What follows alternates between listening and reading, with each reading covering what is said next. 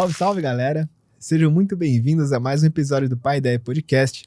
Eu sou Bruno Jacopini, advogado, e se você gosta de conteúdo de qualidade, de aprender com pessoas que sabem do que estão falando, inscreva-se no canal, ative as notificações. Toda terça-feira, às 19 horas, nós temos um novo episódio com muitas informações e temas de interesse geral. E o assunto de hoje é Jiu-Jitsu como arte marcial e estilo de vida. E, para falar sobre isso, nós trouxemos aqui um grande amigo, grande professor e grande competidor, o Adrien Domingues, que é faixa preta, casca grossa da equipe GF Team, aqui em Limeira. E nada mais, nada menos que 4 vezes campeão mundial, vou ter que ler aqui, ó. 4 vezes campeão pan-americano, 10 vezes campeão master, 15 vezes campeão brasileiro, 13 vezes campeão paulista e 6 vezes campeão sul-americano. Vocês tá bom? O que mais? Adrien, prazerzaço de receber aqui. Obrigado, Bruno. Obrigado pelo convite. Obrigado por ter vindo aqui. Super feliz aí. Eu que agradeço. Né? Tem uma história pessoal aqui com o Adrien. Eu vim para Limeira em 2009 e já treinava jiu-jitsu lá. Então, quando eu cheguei aqui em Limeira, comecei a treinar com o Adrien. E aí, treinei peguei a faixa azul, né? Isso. E aí, poxa, filho, trabalho, questão de horário, eu só podia treinar em um horário, e nesse horário já não tava dando mais para treinar na academia. Aí a gente acabou treinando em outro lugar, mas, pô, a amizade permaneceu durante todos os anos aí. Verdade. E uma alegria te receber aqui em casa, com certeza. Obrigado, Bruno. E é isso aí. Então eu queria que você contasse pra gente como é que foi aí o começo da sua carreira, como que tudo aconteceu e como que o jiu-jitsu entrou na sua vida. Na verdade, quando eu comecei no jiu-jitsu, eu não tinha aspiração nem de ser lutador de jiu-jitsu e nem de lutar jiu-jitsu em si. Foi um negócio que comecei, acho que em 97 97 para 98 eu comecei no jiu-jitsu. Uhum. No interior de São Paulo, aqui não tinha jiu-jitsu. O jiu-jitsu era só em São Paulo, capital, tal. Uhum. E eu comecei a assistir ao UFC. E eu vi o Royce ganhou lá, UFC 1, UFC 2, UFC 3 ou 4, que ele ganhou, acho que até o 5 ele chegou lá. E eu vi o Royce lutando, e eu vi eles falando que o jiu-jitsu era uma luta brasileira, tal, não sei o que lá, tal, e eu vi o estilo de luta, e eu pensei, pô, eu vou começar a treinar isso aí então, porque eu fazia, na época, eu era bem mais novo, né, fazia musculação, e eu queria treinar algum outro tipo de esportes que não seria sem ser a musculação. Então, eu escolhi aleatório. Como eu vi o jiu-jitsu lá, que era uma arte marcial, tal, escolhi o jiu-jitsu. E aí eu fui atrás de academias para poder treinar jiu-jitsu. Mas quem que dava aula naquela época aqui em Limeira? Então, naquela época, o Crispim já dava aula aqui, ele era faixa azul naquele tempo, o Crispim já dava aula. Ele era faixa azul e o Bosco tinha um professor, que foi meu primeiro professor, que é putz, como é que eu esqueci o nome dele, pô? Não era Emerson? Né? Não, o Emerson é da Emerson Team. Ele também dava aula, o Emerson era faixa marrom de judô, se eu não me engano, e roxa de jiu-jitsu, negócio assim. O Claudinho, tá. Claudinho, ele era um carioca, que era a faixa roxa, e dava aula no Bosco. Sei. Inclusive, era para mim ter entrado naquela época na equipe do Crispim. Olha só. Porque o que aconteceu? O Crispim, ele tinha uma academia que era atrás do museu, ali no centro. A academia era um corredorzinho que entrava lá no fundo. E eu fui lá na academia dele, porque eu não conhecia nada de jiu-jitsu, só fiquei sabendo que ele tinha uma academia, fui lá. Sim. Eu cheguei lá porque eu não treinei com ele porque eu assustei com o preço do kimono. Verdade. Eu entrei lá, eu cheguei lá no dia que não tinha aula de jiu-jitsu, acho que não tinha mais aula, não sei se era kickbox ou o que tinha lá. E aí tinha um senhor que atendia na frente lá, e eu cheguei lá e falei, eu gostaria de treinar jiu-jitsu, tal, não sei o que lá. Aí ele falou pra mim assim, então você tem que vir aqui amanhã, porque o horário do jiu-jitsu é amanhã, você tem que vir aí, tal, não sei o que lá. Eu perguntei o valor, falei, quanto que é pra pagar, não sei o que lá. Ele falou, a mensalidade é tanto, só que você tem que comprar um kimono pra você treinar. Eu falei, beleza, quanto que é o kimono? Aí ele falou o preço, a gente sabe que hoje em dia, até hoje, kimono não é barato, né? Não. Como se fosse, vamos por aí, R$450 um kimono bom. Ele falou, o kimono é R$450. Eu falei, nossa, mas é caro o kimono. Ele falou assim, então, e para você começar, você vai ter que comprar um kimono, e esse kimono, ele dura de 3 a 4 meses, porque de tanta turma puxar, o kimono rasga. Aí eu falei, pô... Já fez um cálculo na cabeça, Já, 4 kimonos por ano. Mensalidade, mais o kimono. Eu falei, puta, é caro esse esporte, né? Apesar que jiu-jitsu sempre foi um esporte um pouco elitizado, vamos falar assim, porque nunca foi barato, né? Jiu-jitsu, né? Que a gente sabe disso aí. Sim. Hoje em dia tem bastante projeto social que ajuda tudo, mas, enfim. Aí eu saí dali e falei, puta, muito caro. Aí eu fui no Bosco. Aliás, deixa eu deixar um abraço aqui pro Crispim, pra galera da academia. Aí. Tamo junto, velho. Tamo junto aí, galera. Então, aquele tempo que o Crispim na faixa, eu fui no Bosco. Sim. E o Bosco tinha começado a aula de jiu-jitsu lá, com o Claudinho, que era a faixa roxa, que ele veio do Rio, era da Nova União, do Rio de Janeiro, e ele estava morando em Limeira, e ele começou a dar aula de jiu-jitsu no Bosco. Aí eu cheguei no Bosco, falei, Bosco, o Bosco estava lá, eu falei, eu queria treinar jiu-jitsu e tal. Ele falou, não, tem o cara que dá aula aqui pra mim, só que é lá e tal, mas você não quer fazer judô? Você quer, lógico, o Bosco puxou a sardinha pro lado dele, né? Você não quer entrar no judô? Porque o judô eu dou aula aqui, você é um cara grande, tudo aqui, você daria certo no judô.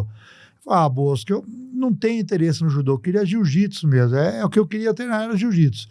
Ele falou, então você vem aqui amanhã e você já vem treinar. Eu falei, e o kimono? Ele falou assim, não, vem aí, que eu vou te arrumar um kimono para você treinar. Você não precisa comprar kimono agora. Eu vou te dar um kimono. Quando você puder, você compra um kimono e você me devolve o meu. Aí eu falei, putz, não tinha nem jeito, né? Aí eu falei, pô...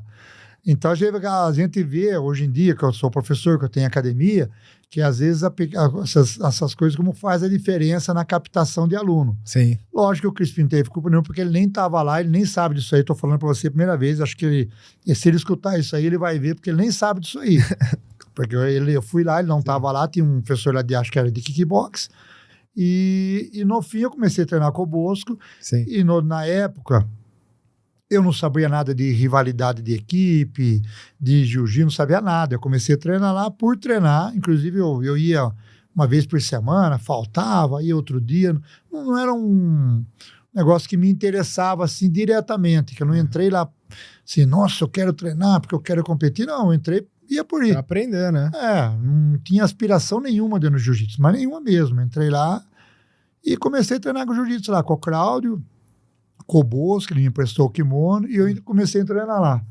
Depois que eu fiquei sabendo como que era o jiu-jitsu, como era a equipe e tal, aquele monte de coisa lá. E aí, eu sempre fui um cara alto, né? Naquele tempo eu era magrinho, né? Eu pesava 79, 80 quilos, era magro, né? Pra minha altura. A sua altura 1,92. Era só a capa da gaita. 1,92 já era magrão alto, né? E isso aí até facilita pro jiu-jitsu, porque a gente tem um pouco mais de agilidade, tem a perna comprida, que você estava comentando hoje aí, né? Então, e aí a primeira competição que teve foi no... E até é engraçado que a primeira competição acho que foi em Piracicaba, uma competição que tinha desde o Unimap, que era o Hermeson que fazia a competição lá ainda. Aí foi a turma do Crispim, foi a turma do Hermeson lá, e foi a turma do Bosco. E aí eu não tinha noção, assim, comecei a treinar o jiu-jitsu e tal, mas eu não tinha nem noção de luta, nada assim. Até acho que é legal, isso aqui é até engraçado. Que aí eu lutei o peso lá e ganhei o peso. E aí começou a entrar, a turma se inscrever no absoluto. Aí eu não sabia de nada, fui lá, coloca meu nome no absoluto, eu vou lutar absoluto. Nem sabia que era. Não, falei, vou lutar. E aí os caras falaram, os caras que querem treinar no Bosco, falou, louco, você vai lutar absoluto. Eles falaram assim, lembra até hoje, falou, pô, os caras do Crispim tá aí tudo em peso no absoluto, não sei o que lá. Aí eu olhei assim e falei, mas... Na hora eu falei assim, mano, é um esporte que não vale soco na cara e não vale chute. Quer dizer, o cara não vai dar um soco no meio da minha cara. O cara não vai dar um chute na minha cara. Falei, por que eu vou ter medo de luta absoluta? O máximo que vai acontecer é eu bater e acabou a luta. Então, eu já tinha esse pensamento. Eu falei, bater e desistir da luta. O bater, no jiu-jitsu tem um código de conduta dentro do jiu-jitsu, que a gente sabe, né? Quando a gente bate, a pessoa para a luta na hora, o árbitro para, ou mesmo na academia. Na academia, teoricamente, é para parar, né? Tem alguns que não param, né? Mas tem que parar, porque senão é perigoso machucar o amigo de treino. Eu pego muito no pé isso aí lá na academia. E, enfim... E aí eu falei, pô, se é um esporte que o cara chega numa montada em mim lá e dá 3 socos no meio da minha cara, aí eu não vou entrar mesmo, né? Mas eu pensei, pô, jiu-jitsu é um esporte de que eu posso bater, eu tenho esse poder de parar a luta. Aí entrei, no fim fiquei em terceiro no absoluto lá, acho que eu ganhei 2 lutas e perdi na semifinal lá, não lembro nem para quem que eu perdi mais, e fiquei em terceiro no absoluto. E aí foi embora, aí já ganhei aquele Limeira depois no Bosco, e aí foi embora, aí não parei mais. Que legal. Mas assim, pro mundo da competição mesmo, foi desde esse campeonato que você já se encaminhou para essa parte mais competitiva, assim? Porque eu comecei no Bosco, aí a gente foi lá, aí o que aconteceu? A gente treinou, acho que uns 8 meses, um ano no Bosco, e o Cláudio mudou de Limeira. Ele Sim. foi embora para Tio Nogueira e ficou sem professor no Bosco. Sim. Então a gente ficou lá no jiu-jitsu, aí ficou, pô, quem que vai dar aula? Quem que vai dar aula? Não sei o que lá. Aí eu até parei, eu parei porque não era uma coisa que eu levava jiu-jitsu, mas era uma coisa que eu ficava muito em cima. Uhum. Aí o que aconteceu? Encontrei com o Black, com o Marquinho lá que hoje em dia ele é faixa preta também, muito amigo meu. E o que aconteceu? Encontrei com ele numa competição de judô lá no SESI. Isso aí fazia um mês que eu tava parado. Aí ele chegou em mim e falou, Adriano, você no Bosco parou o jiu-jitsu lá, tal, não sei o que lá. Falei, parou, Brecão, a gente não tem onde treinar.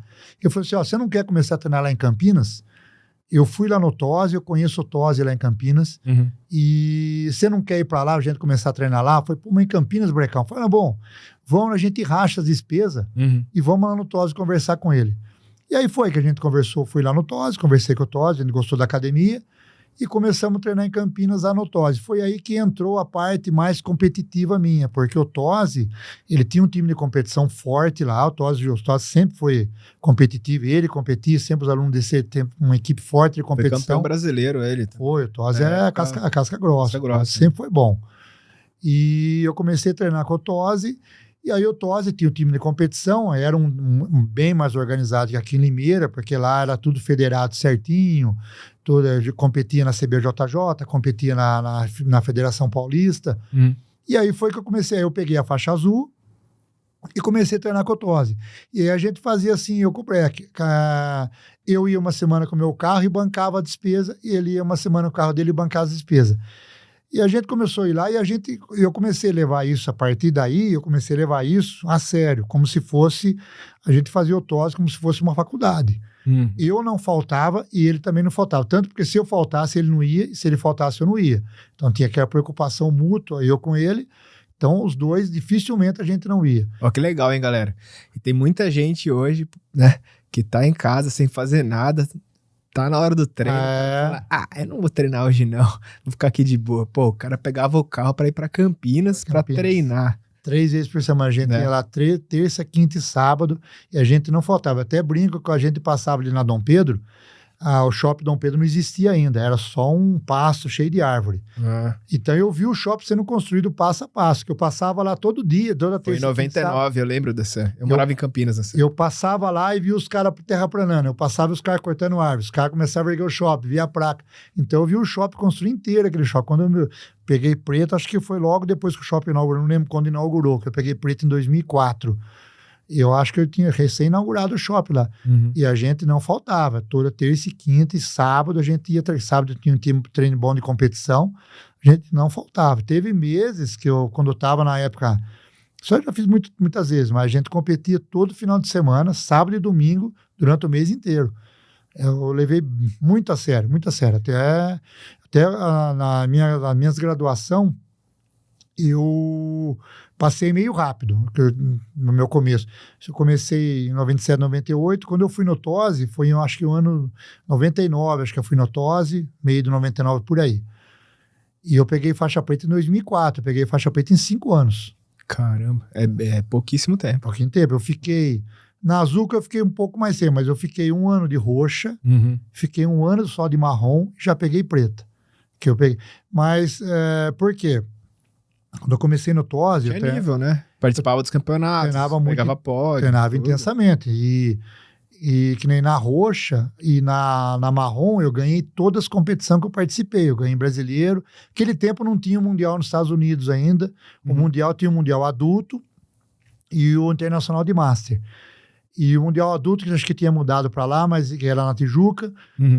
E mais um Internacional de Master, que a gente considerava que era o Mundial dos Master, eu ganhei todos. Eu entrava, então eu ganhava brasileiro, ganhei paulista, ganhava os Open, ganhava o Internacional de Master. Você é louco.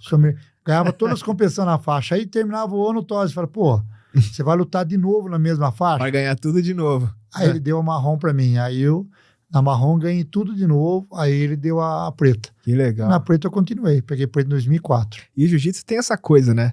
Quando você é picado pelo bichinho, 24 horas pensando ali. É muito engraçado, né? Pra quem não conhece, o jiu-jitsu é um jogo de xadrez que você joga com o seu próprio corpo. Então, quando você começa a entrar na dinâmica do negócio, porque né, a princípio você não entende nada do que tá acontecendo ali, né?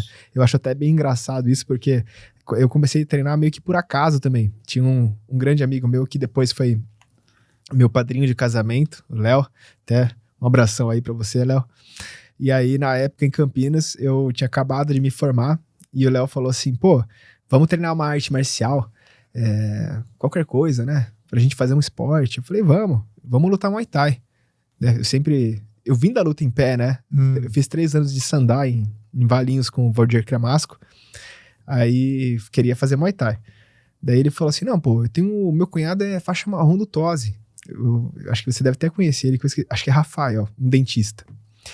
Daí eu falei, pô, mas jiu-jitsu, né, cara? Pô, luta de chão, né? Que é isso daí? Vai levar a quê, né? Aquela velha história que a gente conhece. Quem não conhece. Ele falou, não, a gente faz uma aula dos dois. Qual que a gente gostar mais, a gente começa. Eu falei, não, beleza. Aí a gente fez uma aula de Muay Thai com o Paulo Nicolai. Sei. Que é super famoso, o grão-mestre, acho, também de Muay Thai lá em Campinas. E a gente foi lá na Gracie Barra, na época era a academia que eu conhecia lá, assim, de nome, né, o Léo conhecia, o Tose, não sei por que ele quis treinar lá. Falei, não, beleza, vamos lá, vou fazer aula lá com o Liberi. Com o Liberi, isso. Aí chegamos lá na Gracie Barra, né, a gente fez a aula, tudo, aí o Liberi terminou a aula, ele falou assim, você quer lutar? Daí eu era meio topetudo, né, eu falei, não, lógico, né? Pô, sabia que era jiu-jitsu. Bom do jiu-jitsu, hein? Bom do jiu-jitsu. Já fui. Agora tô aposentado, pai aposentado. Daí, já fui também mais ou menos, né? Nunca competi sério. Ele assim. era bom. Não, daí eu falei, lógico que eu quero lutar, nem sabia o que era, né? Daí ele falou assim, então luta com o Carlão. Cara, o Carlão, ele devia pesar uns 55 quilos, entendeu? E eu olhei pra ele, só que ele era faixa roxa, né? Eu olhei pra ele e falei, pô, coitado. Esse Carlão não é um que foi pro Tose depois, ou não? Ele continua na Gracie? Não sei, pode ser que seja. Pode ser que seja. Um Carlão também lá, Pode ser que seja. Não, magrinho. Daí eu falei, pô, vou desossar esse cara, né? Coitado dele, né? Imagina. Começou a luta lá, já tomei 2 finalizações, não sabia nem de onde vinha, cara. Eu só sabia que eu ficava desistindo. Tomei armlock, estrangulamento, chave reta de pé, tudo que você imaginar. Aí eu terminei, assim, a luta, né? Bate aquela bad, assim, né? Aí eu pensei, pô, cara, quero aprender esse negócio aí. Não é possível, o cara mais fraco que eu, né? Muito mais fraco, me dá um cacete, né? E daí foi bem assim, né? Como tantas pessoas começaram pela mesma razão, né? Lá na academia também, tem vários alunos lá que quando começaram foi desse jeito também. Foi lá pra fazer um treino pra ver como é que era. Cara, às vezes forte, tomou 3, 4 finalização de um mais magrinho. Aí falou, pô, como é que esse cara tá me batendo? Não é possível esse cara tá me finalizando. E aí o cara, pô, eu tenho que aprender isso aí, porque se o cara mais magrinho tá batendo em mim, como é que vai fazer? Eu tenho que aprender, né? É muito louco. Isso aí, E tem essa coisa, eu acho que isso daí traz uma outra visão, né? É diferente de outras artes marciais. Eu fiz vários. Fiz um tempo de Muay Thai também, né? Até depois do Jiu-Jitsu. Eu fiz judô, fiz Kung Fu 3 anos, me graduei e tal. Mas o jiu-jitsu tem muito essa coisa de você conseguir, na técnica, né? Puramente na técnica mesmo, vencer uma pessoa com um peso às vezes muito maior que o seu. Não, se você é um cara técnico, um cara que já treina jiu-jitsu há um certo tempo, você tem já uma qualidade técnica boa. Se você lutar com um leigo, é covardia. É igual bater em criança. Não existe luta, não tem como. Às vezes quem tá escutando que nunca treinou jiu-jitsu fala assim, não, o cara tá falando, mas é a pura verdade. Eu vejo os faixa branca que entra na academia lá, eu até aviso antes, às vezes o cara é forte, eu falo, ó, se você sentir que esticou o braço, qualquer coisa, você bate pra parar, pra não te machucar. O cara entra lá, os caras brincam com ele. Aí, eu até falo pros caras, falo, ó, vai devagar até certo ponto, pro cara sentir, porque às vezes o que acontece? O cara chega na academia lá, às vezes eu falo pro mais graduado, ó, vai devagarzinho com ele. Aí como o graduado às vezes vai devagar com o cara acha que ele sabe lutar. Ele fala, não, mas o cara nem me finalizou. Aí eu falo pros caras, vai devagar, mas finaliza umas 3, 4 vezes pra ele sentir a luta. Porque senão ele não vai sentir a luta. Mandar o recado, pra ele saber como é que é. Aí acontece isso aí, o cara sai, eu vou começar a treinar jiu-jitsu. Como é que pode? E é mais ou menos isso aí. A maior parte das academias acaba acontecendo isso. Sem dúvida nenhuma. E assim, é uma coisa muito legal. Uma vez eu vi acho que foi, não sei se foi o Roger Gracie, enfim, alguns dos Gracies lá, algum deles, falando assim de como que o jiu-jitsu é importante no desenvolvimento da pessoa, da criança, né? Porque por conta disso, de você conseguir ensinar para ela que ela tem o poder de se defender, não de machucar os outros, mas de se defender até mesmo de alguém maior do que ela, então isso gera uma autoconfiança na criança, né? Gera uma consciência corporal e uma autoconfiança. Então ela se torna aquela criança que não vai mais ter medo de ser objeto de bullying, né? De brincadeiras, ou então de brigões na escola, né? Então tem essa parte também, né? Da importância do jiu-jitsu no desenvolvimento. Na criança. Né? Só falando voltando só um pouquinho aquela parte do jiu-jitsu de ser uma luta legal para lutar, o que é interessante no jiu-jitsu que às vezes atrai muitas pessoas? O jiu-jitsu, ele não é uma luta repetitiva. Então você pega, vamos pôr um Muay Thai, jab direto, cruzou, chutou, jab direto, chutou alto, jab direto, chutou baixo, acabou. Não tem muito mais do que isso. O estrago é isso aí. O jiu-jitsu, por exemplo, se eu dar aula para 10 alunos, nenhum aluno luta igual ao outro. Não luta. O que acontece no jiu-jitsu que é uma coisa super legal. O jiu-jitsu, ele dá o poder de cada lutador, cada pessoa, ele adapta a luta ou a técnica para o peso dele, para a altura dele, para o alongamento dele. Tamanho de perna. Então, ele consegue adaptar a luta para ele. Então, o que acontece? A gente vê, vamos jogar lá uma luta de faixa preta.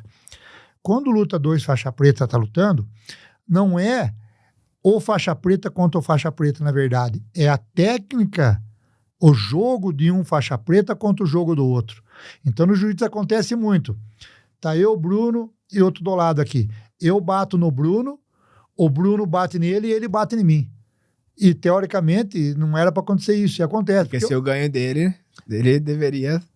verdade, né? Então, é uma coisa, por exemplo, eu apanho de você, bato nele e ele bate em você. Mais ou menos assim. Então, teoricamente... Então, o que acontece no jiu-jitsu? Tem muito esse negócio de jogo. A gente fala, eu jogo assim, eu jogo assim. Então, por isso que é legal o jiu-jitsu, porque você tem um jeito de lutar, o outro tem outro jeito, outro tem outro jeito, outro tem outro jeito. Então, é uma coisa que você põe a sua técnica contra a técnica do outro. E você, quando você perde uma luta, você é obrigado a se readaptar. Então, por exemplo, se eu estou numa categoria que eu tenho um cara lá, que ele luta de um jeito, eu lutei com o cara, perdi pro cara a primeira vez. Aí eu vou lutar de novo, perdi de novo, opa, eu tenho que ver por que eu tô perdendo. Alguma coisa no meu jogo de jiu-jitsu, ele tá anulando o meu jogo de algum jeito. Aí ele faz eu pensar o que eu tô fazendo de errado para mim ganhar aquela luta. Aí eu faço uma terceira luta, eu ganho a terceira. Aí o cara já vai acender a luzinha do cara e fala assim, pô, ganhei 2, perdi essa, por que eu perdi essa? Puta, o cara fez isso agora e eu não consegui fazer isso. Eu vou ter que fazer isso para mim ganhar dele na próxima. E é desse jeito, na academia é a mesma coisa. Sim. Isso aí faz o cara evoluir dentro da luta. Então ele vai evoluindo em tudo. Evolui na parte física dele, na parte mental, na parte de técnica, né? Então isso que é legal do jiu-jitsu. Por isso que o jiu-jitsu é uma coisa que quando você começa a lutar, você aprende, você não quer mais parar. Não, e é muito doido, porque assim, por exemplo, eu já tinha feito 3 anos de Kung Fu e acho que uns 2 ou 3 de Judô, né? E nessas artes marciais, como é que funciona? Ó, pra você passar de faixa, você tem que saber tal kati, né? Fazer tal sequência de chutes. Sabendo fazer isso, você tá apto a passar pra faixa seguinte. Só que no jiu-jitsu, não é assim que funciona. Porque como é algo que você consegue adaptar pro seu próprio corpo, o seu jogo é o seu jogo. Então, assim, você tem níveis de jogo, né? Você tem níveis de jiu-jitsu da pessoa, né? Muitas vezes a pessoa talvez não saiba todos os golpes, os nomes dos golpes em pé e todas as chaves possíveis, ou teoricamente até ela sabe, mas ela não usa nada daquilo. Ela usa 2 ou 3 técnicas que ela aprendeu super bem, ela adaptou para ela, e ninguém ganha dela naquilo. A gente tem o exemplo do Roger Gracie, né? foi 10 vezes campeão mundial no adulto, É. e ele ganhava como? Técnica básica. Montada Montava e e pegava. estrangulamento. Coisa que é o que o faixa branca aprende ali nas primeiras aulas. Primeiras aulas ele aprende a fazer isso. E ninguém conseguia ganhar do cara, né? É muito legal isso daí. Então, é interessante, é muito diferente, assim, né? Não tem essa coisa de, se você aprender... Até tem uma exigência, né? Na hora do exame de faixa, de você saber... As técnicas básicas, né? O básico do jiu-jitsu, que é as técnicas básicas ali, você vai aprender. Mas isso aí... E tanto que o jiu-jitsu evolui até hoje. Você pega o europeu lá, tem o Dafra lá, que ele ganhou lá, ele fez uma técnica, uma passagem de guarda lá, que tá todo mundo vendo e fala, pô, essa passagem de guarda que ele fez é nova. Que ele mata a gola, mata lá, ele vem pra cá e sai rodando lateral. Não sei se você viu isso aí. Não vê. Então, aí você pega... Todo dia no jiu-jitsu aparece técnica nova, porque o cara começa a adaptar a técnica pra ele, e a hora que ele usa numa competição, todo mundo vê. Pô, aquilo que ele fez, pô, que legal. O cara, ele jogou a perna. Então, não para. O jiu-jitsu não para. Técnicas, elas vêm técnicas novas e, às vezes, outras que estão renovando técnicas antigas. Né? Muito legal isso daí. Mas o que eu acho interessante chega na hora do exame, então, o cara sabe fazer um armlock, sabe fazer 3 armlocks diferentes, sabe fazer montada, sabe fazer pegada de costas e tal, beleza. Mas ele tá passando de faixa não é porque ele sabe fazer aquilo num cara parado, né? Porque ele sabe fazer aquilo na luta, que aí tá no olho do professor que sabe, pô, esse daí já dá pra passar de faixa, porque vê ele lutando efetivamente. Então, assim, você passa de faixa se realmente você tá apto na luta. Então, dificilmente vai acontecer de um cara chegar na faixa preta sendo uma pessoa que não sabe se defender. Coisa que acontece nas outras artes marciais, né? Às vezes você pega a gente de faixa preta aí de umas lutas meio estranhas, que a gente sabe, não vou falar o nome aqui pra não chatear ninguém, né? Mas o cara é faixa preta, só que chega na hora de uma luta real, esquece, meu amigo, o cara não se defende, né? Tem até, hoje os memes da internet estão aí pra provar isso, né? E o jiu-jitsu, na verdade, ele é uma luta real dentro da academia, porque não tem sombra no jiu-jitsu. Então, uma coisa, você fazer uma sombra e o cara bater, só marcar devagar, não sei o que lá, tal. O jiu-jitsu, quando você começa a lutar, com qualquer um que você vai lutar na academia, o cara que vai lutar contra você, ele vai dar o máximo dele.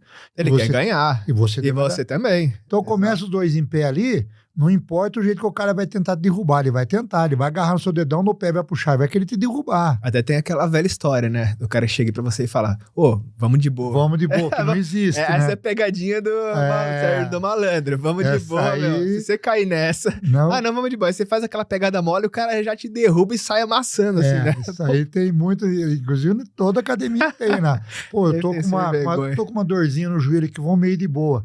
Você fala, Bel, que você pega no que mandou o cara já te mete uma queda, já te mete um joelho na barriga, já sai te estrangulando, você fala, mas eu de boa. Eu de boa, né? Que ficou... Ou começa de boa, a hora que o cara começa a tomar um aperto, acabou de boa. Ou tá por cima, cara, de boa não existe, de boa no jiu-jitsu. De boa não tem existe. Que acabar essa palavra. Porque é uma luta de verdade ali, não deu bate, eu vi você, meus alunos lá, falei, pô, não precisa chegar a se machucar. Eu até friso os alunos, falou, se o cara se machuca, a maior parte das vezes é culpa do cara, não é culpa de quem tá atacando. Porque o cara tá fazendo, quem tá te atacando tá fazendo uma alavanca. Sim. Então, lógico, tem as malvadezas incluídas aí, que a gente tenta contornar isso aí, mas o cara tá fazendo uma alavanca. Se você não falar pro cara, tu vai quebrar meu braço, você vai estar me estrangulando, você vai me machucar, como é que você fala isso pro cara? Batendo 3 vezes no tatame, batendo 3 vezes no cara. Bateu, o cara parou. Se o cara começar a esticar o seu braço lá, você vai tentar sair, você não bater, para quem tá te atacando, ele tá fazendo uma alavanca, ele vai puxar. Por isso que tem uns caras que dormem. Por isso tem uns caras que dormem, porque tem uns caras que saem com o braço machucado, e dorme é normal, lá na academia acontece sempre lá, viu? Esses dias aí, no ano passado eu tava treinando, né?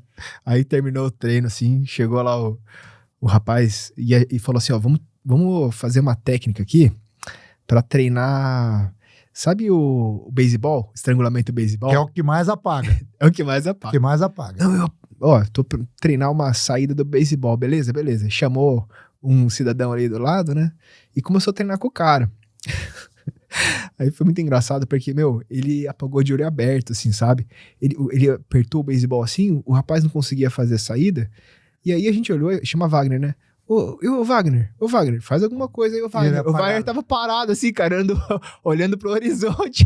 Aí ele tirou assim, o Wagner meio que caiu, ficou parado, né? E todo mundo, nossa. O duro que depende do tempo, dá aqueles tremeli, que o cara começa a vir, nossa, é até feio de ver. Do céu. Depende do tempo que já tá mas apagado. tava treinando a posição, não tava na luta, meu, era só você bater. Ele falou, nem percebi, porque às vezes pega tão forte que apaga mesmo. Não, às vezes ele apagar é rápido, dependendo do jeito que ele encaixa o estrangulamento, o cara apaga muito rápido, não dá nem tempo de ver, o cara já apaga. Eu fico na academia, eu fico sempre de olho nisso. Quando eu vejo que eu tô olhando ali, tô olhando os caras lutar. Quando eu vejo que encaixa o estrangulamento, que o cara não tá vendo o cara que tá sendo estrangulado, eu fico de olho já. Porque às vezes o cara apaga, não bate, e quem tá aplicando não vê. Você lembra que você me salvou uma vez, né? Com o Rafa Urso, você não lembra? Não lembro, não lembro. Ele me deu um relógio, eu apaguei de olho aberto. Você que viu, apagou. É mesmo? Mas fizeram contar pra mim. Você tá lembrando, mas eu não lembro disso. Não, eu lembro, eu tenho esse trauma, né? Eu carrego isso comigo. Ô, Rafa, um abraço pra você aí, viu, cara? Como é que fala? Quem apanha nunca esquece, né? Quem bate, esquece. Quem apanha não esquece, não. O dia na academia teve várias. Eu acho que foi a única vez que eu paguei, foi essa daí, no relógio, meu. Eu passei um estrangulamento essa semana aí, até tirar sarro lá. Então, quando você tá, tipo, numa posição lá, você tira a lapela, passa a lapela por baixo e você senta com a lapela passada. Eu tenho um rapaz, um faixa roxa meu lá que tá fazendo isso, ele já pagou uns 3 lá. Porque a hora que passa a lapela, o cara não vê, ele puxa, daqui a pouco, bum, pagou. Aí vai lá, erguer a perna, lá, aí acorda assim, não sabe onde tá. Tem cara que sonha, né? Sonha. Não tem os caras que falam, pô, o cara tava sonhando, começa a contar o sonho pra galera. Acorda até alegre. Não acontece nada, viu, gente? Apaga, acorda e tá tudo bem, tá tudo vivo. Verdade. Mas é engraçado. É que dentro da academia a gente tem todo o cuidado, né? Sim. Isso aí não pode ter que andar na rua, porque numa briga de rua, é por isso que eu falo, o cara do jiu-jitsu, na rua ele tem o máximo que fazer, ele tem que se defender. Porque qualquer golpe do jiu-jitsu é um golpe de torção. Uma coisa é você tomar um soco na cara e amanhã você tá bom. Outra coisa é o cara quebrar seu braço, quebrar sua munheca, sei lá, pé, joelho, dar um estrangulamento lá e não soltar. Se o cara na rua, se o cara encaixando o estrangulamento em você, bem encaixado e não soltar, ele vai te matar. 3, 4 minutos ali, ele te mata. Né? Mata.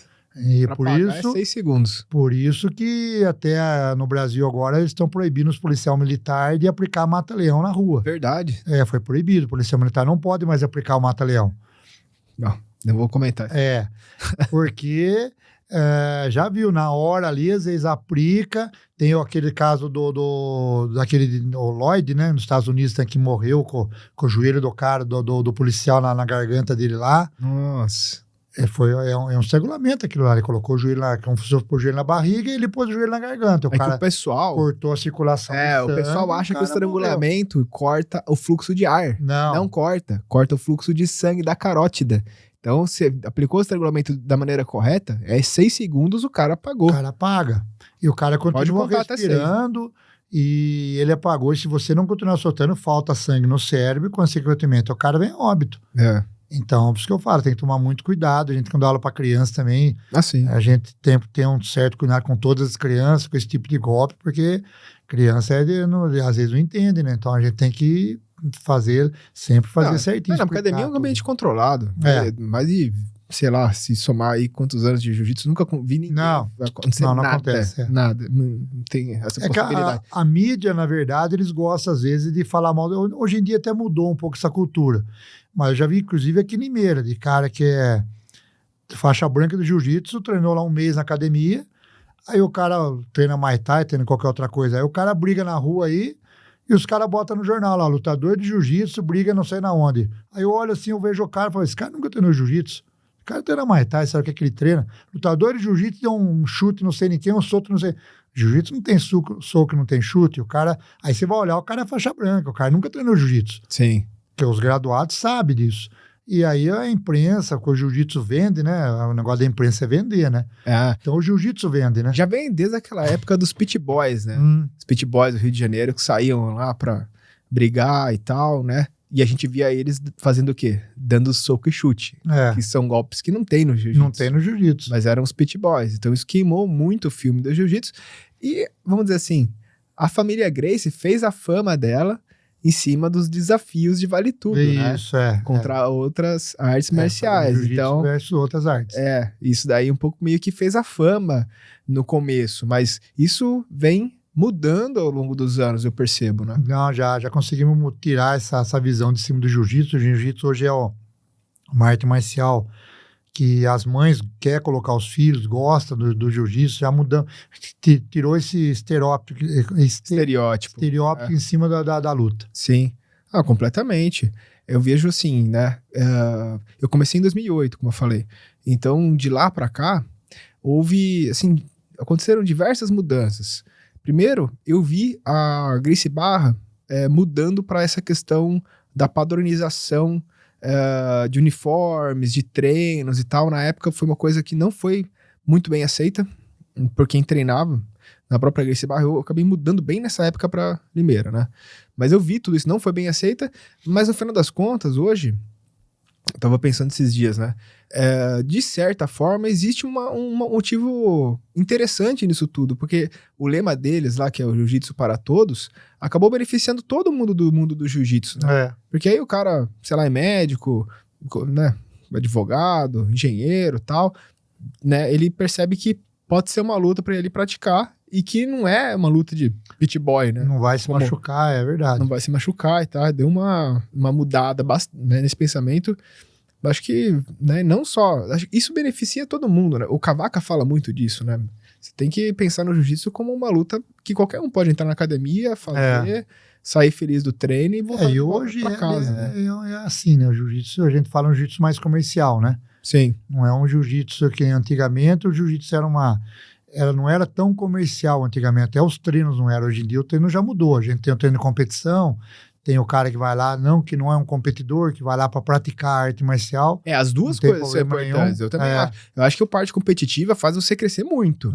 Né? Eu acho que isso não pode perder nunca, porque, é isso que faz, como você estava falando, isso que motiva o aluno a querer aprender mais, a se superar, perder um campeonato, perder outro, falar assim, mas caramba, então será que eu não devia estar nessa faixa? Muitas vezes não tem nada a ver. Muitas vezes são outros aprendizados que você tem que ter na questão de psicológico, de acostumar a estar indo sempre em campeonato, a saber a regra da maneira correta, que às vezes são regras que a gente não costuma observar na academia, na luta, porque não tem sentido você fazer algumas coisas, né? Na luta de treino e na competição é exigido. Então, assim, tudo isso do mundo competitivo exige que você evolua, né? Então isso não pode perder nunca também. Também tem esse outro lado. Tem academias que às vezes perdem um pouco esse foco, né? Mas interessante. Agora, você passou um tempo em Abu Dhabi, né? Dando aula. Eu morei 3 anos nos Emirados, né? Sim. E também foi o jiu-jitsu, na verdade, depois que eu comecei a treinar jiu-jitsu, não só a minha, que eu vejo muito aluno meu lá, o jiu-jitsu mudou a minha vida, assim, da água pro vinho, mudei muito, muito, muito. Inclusive em termos não só de luta, mas eu, como pessoa, melhorei muito depois que comecei a treinar jiu-jitsu, porque quando eu era bem mais novo, antes de treinar jiu-jitsu, eu tinha uma postura totalmente diferente da postura que eu tenho hoje, e o jiu-jitsu eu evolui muito como pessoa também, por causa do jiu-jitsu. E sou eu vejo muitos alunos meus que estão lá hoje, que são faixa marrom hoje, roxa ou preta também, que também, quando eles começaram o jiu-jitsu, o que eles são hoje. Mudou muito, muito, muito. Então, isso aí, e o jiu-jitsu, por causa do jiu-jitsu, eu já viajei o mundo inteiro, Estados Unidos, já fui para a Europa, muitos países, visitei uma infinidade de países aí, e também tive a oportunidade de morar 3 anos no Emirados lá e dar aula no Exército lá. E como que foi essa experiência? Foi muito legal, foi uma coisa que eu fui meio... Vamos falar assim, as coisas na minha vida acontecem meio assim, às vezes eu não programo as coisas e acaba acontecendo e acaba dando certo. Porque quando teve a seletiva para o Emirados lá, eu na verdade não queria nem fazer a seletiva, eu não ia fazer, não ia. Porque eu falei, eu tava com a academia aqui tudo, eu não tinha intenção de ir para o Emirados. Eu falei, eu não vou para... E aquele tempo, apesar de ser um salário bom, o salário lá é atrelado ao dólar. Uhum. Quando eu fui para o Emirados, o dólar estava R$2 e pouquinho aqui. Então não era um salário tão atraente quanto é hoje, que o dólar custa quase R$6, né? Então hoje em dia, apesar que teve bastante mudança lá, mas o salário é vezes 5, né? Então, Cara, hoje em dia é um salário bom lá. Sim. E no meu tempo não era um salário tão alto assim. O que eu ganhava lá, eu ganhava aqui no Brasil. Então não era tão interessante eu ir para lá. Mas no fim, aí tem um amigo meu que fez seletiva lá, que tá lá até hoje, fez família, tudo lá. Uhum. E ele ficou, vamos fazer seletiva, vamos fazer. Eu falei, eu não vou não, vamos fazer. Aí o Wellington, lá do Crispim, que tá lá até hoje, né? Sim, o Wellington um abraço aí, Wellington. O Wellington tá cara gente boa pra caramba. Ele foi na minha academia e falou, Adriano, não perde oportunidade, vai lá, faz essa seletiva e tal. Faz, depois se você não for, não foi. Aí eu falei, vou lá. Aí fui lá no Rio, teve a seletiva no Rio lá, que era a segunda remessa que ia pra lá. Foi a remessa do Wellington, que ele tinha ido pra lá acho que em setembro ele foi pra lá. Uhum. Aí depois teve a seletiva em dezembro, que era para ir a segunda fase lá. Eu fiz a segunda seletiva. Aí eu fiz a seletiva lá, passei na seletiva, passei tudo lá. E os caras ficou de mandar a passagem aérea, o contrato, tudo pra gente ir. E aí, falar a verdade, eu não botei fé. Eu falei, mas isso aí não vai chamar. Isso aí eles devem fazer essa seletiva. A gente sempre tem pensamento de brasileiro, vamos falar assim. Ele deve ter carta marcada. Eles vão fazer essa seletiva para dizer que fez, logicamente, já tem os amigos dos amigos que já estão certos para ir para lá, eles vão chamar os caras vão, e eles têm que justificar os caras indo lá, então eles fizeram essa seletiva, no meu pensamento era isso.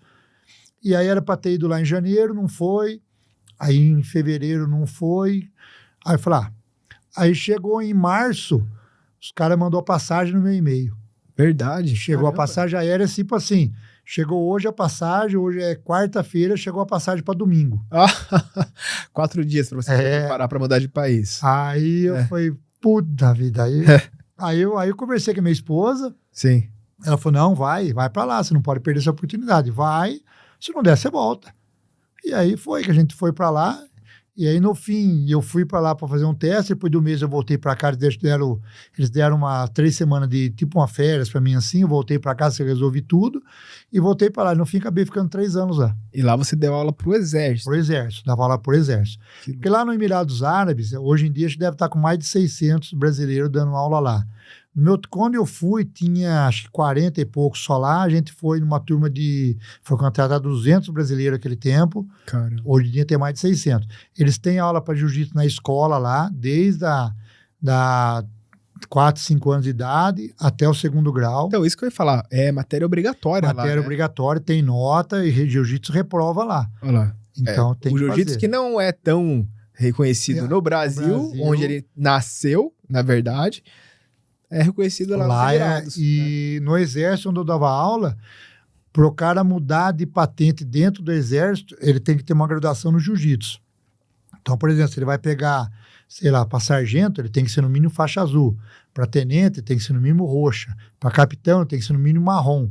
Então, foi uma coisa que o Sheik fez lá, que ele obrigou o exército a aderir ao jiu-jitsu. Porque a gente coloca, se você impor uma arte marcial dentro de uma instituição, não é fácil.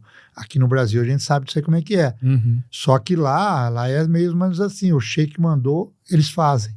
Porque eles devem tudo ao Sheik lá. O Sheik lá do Emirados, ele divide a riqueza do petróleo com o povo. Então, não existe Emirate pobre. Todos os Emirados são ricos. Quem mora lá, quem tá pobre lá, porque é imigrante, tá indo lá trabalhar, mas os Emirados não são todos ricos, porque o Sheik divide. Então, eles têm o Sheik lá, eles falam grande father lá, tal, como um grande pai, né? Uhum. E eles acatam tudo que o Sheik fala. Então, inclusive em aula. Você tá lá na aula assim, tem um cara, às vezes não quer falar, você fala assim, eu tô aqui porque o Sheik pediu, e essa aula de jiu-jitsu, quem pediu para colocar jiu-jitsu foi o Sheik, o cara já muda a postura na hora. O cara falou, desculpa, professor, desculpa. Vamos fazer o treino.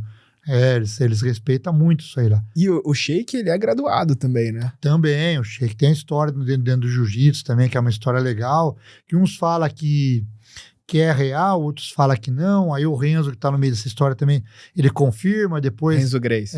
O Renzo Grace, porque diz que o Sheik foi para os Estados Unidos para estudar, né?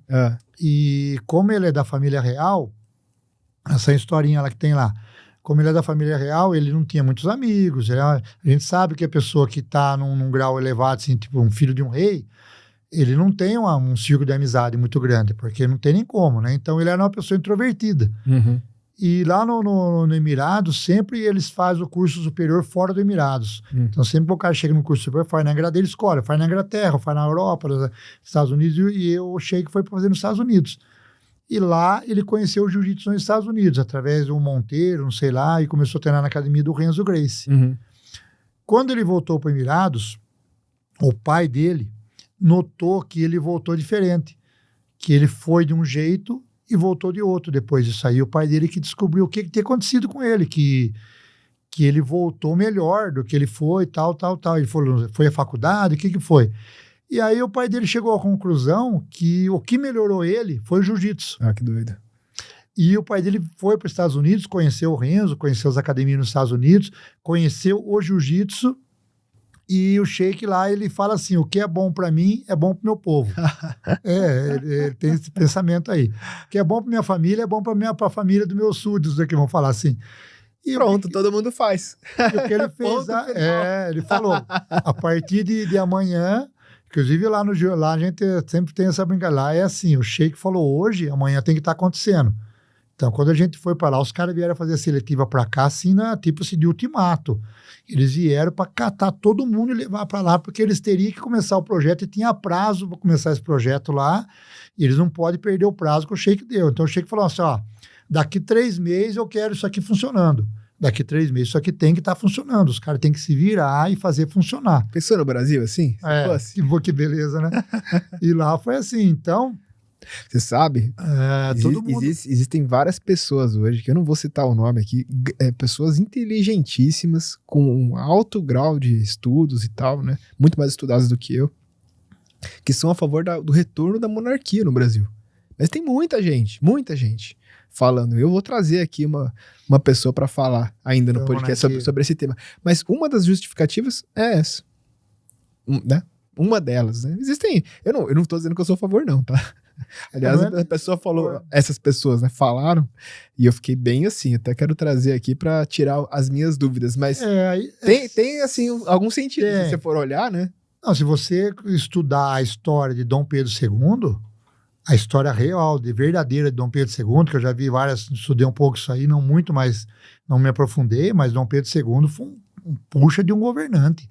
Na época dele, o Brasil cresceu muito.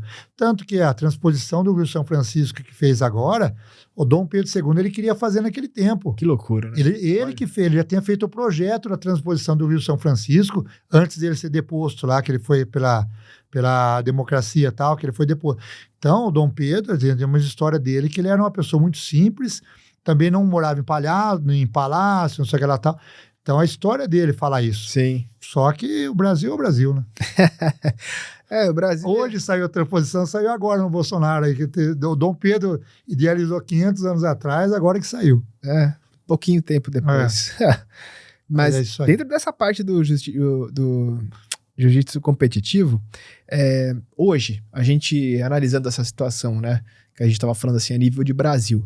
O cara consegue sobreviver financeiramente só do jiu-jitsu da competição ou não? O que você acha? Então, no Brasil já é um pouquinho mais complicado, né? Mas isso aí, bom, em qualquer parte do mundo. Eu sempre falo aos meus alunos, se o cara tiver a intenção de viver do jiu-jitsu, a primeira coisa, além de ser bom de jiu-jitsu, é saber falar inglês fluente. O inglês fluente, hoje em dia, é uma coisa essencial para qualquer lutador de jiu-jitsu.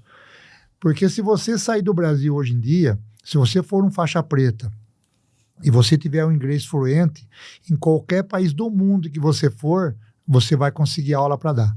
Qualquer país do mundo, se você falar que é brasileiro, você tem uma didática boa e um inglês bom para se comunicar em qualquer país, você não vai passar fome em nenhum país. Uhum. Não vai passar fome. Sempre vai ter uma academia que vai querer pôr um jiu-jitsu lá e eles dão preferência para professor brasileiro.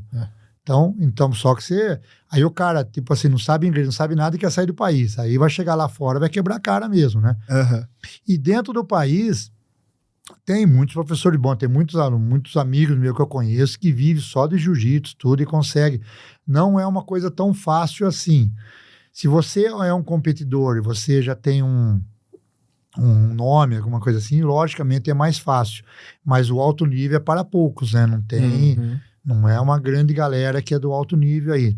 Mas mesmo assim, dentro da GF Team, a gente tem muito professor que hoje em dia tem academia, vive só de jiu-jitsu, às vezes nem é competidor, mas é um bom professor, e tem muitos alunos competidores e consegue viver do jiu-jitsu. Sim. Ah, não. A parte de aprendizado, com certeza, né? Tem muito... Mas a minha pergunta foi realmente nessa parte só de competição. Assim, quero hoje ser só competidor. Consegue viver do jiu-jitsu, com certeza. Alguns anos atrás, sei lá, 10 anos atrás, o jiu-jitsu não pagava nenhuma premiação em dinheiro, nenhuma competição. Então a gente ganhava, qualquer competição que a gente ia, só tinha medalha. Era medalha. Se você só colocava dinheiro, pagava tudo, só ganhava. Hoje em dia, a gente vê que todas as competições, quase todas as competições, eles estão pagando premiação em dinheiro. Então, para um cara que é competidor, que é um cara que treina, se dedica no jiu-jitsu, que eu falo que jiu-jitsu é treino, se o cara treinar e se dedicar, ele consegue lutar bem, e ele participar sempre de competição, ele consegue viver. Sim. Fora isso, o pessoal do alto nível aí, na categoria adulto aí, os caras estão tudo bem de vida. Tudo bem, o jiu-jitsu a gente vê o BJJ Star hoje em dia, a premiação que paga até de tem os eventos, né? 100 mil reais. Não existiam 100 mil reais. 100 mil reais, BJJ Star paga 100 mil reais. Tem a luta que vai ter lá agora, o Gordon, que é o americano que fechou o contrato lá de R$1 milhão lá com a Flow Grappling. Sim. E agora ele vai fazer uma luta com o... Vi hoje. Fechou a luta com o Preguiça. De novo? De novo. Diz que tá 2-2, isso aí vai ser...